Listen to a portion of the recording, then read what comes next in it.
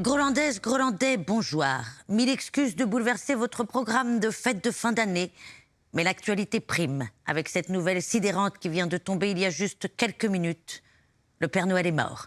C'est épouvantable. Alors bien évidemment, toute notre équipe de rédaction s'est mobilisée pour couvrir cette tragédie, à commencer par notre envoyé spécial Franckiki, qui se trouve en direct de Rovaniemi, le village du Père Noël.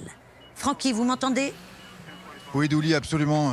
Comme vous pouvez l'imaginer, ici en Laponie, c'est l'onde de choc. Je suis devant le domicile du Père Noël, au 1 rue du Ciel Étoilé, domicile qu'il a quitté il y a une vingtaine de minutes avec son traîneau, pour finalement venir périr quelques centaines de mètres plus loin.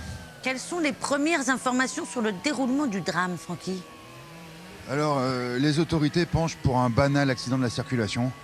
Le Père Noël aurait perdu le contrôle de son traîneau, apparemment en surcharge, puisqu'il entamait tout juste sa tournée mondiale de distribution de cadeaux.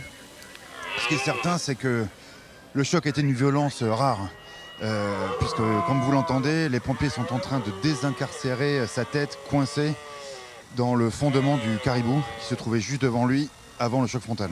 Mon Dieu, mais c'est affreux. J'imagine qu'un énorme élan de solidarité a eu lieu dans le village. Oui, tout à fait. Tous les habitants du village se sont réunis sur les lieux de l'accident. Pour lui porter secours. Non, pour piller le traîneau et prendre tous les cadeaux. Waouh. Bon, eh bien, merci Francky pour ces précisions et n'hésitez pas à nous rappeler si vous avez du nouveau. Du nouveau, c'est-à-dire ? Quand t'es mort, en fait. Il y a pas un moment où il y a rien de plus nouveau que celui-là. Ben, on sait jamais, regardez Jésus. T'es mort, rideau. Gardez-moi des cadeaux, là, oh. Bien.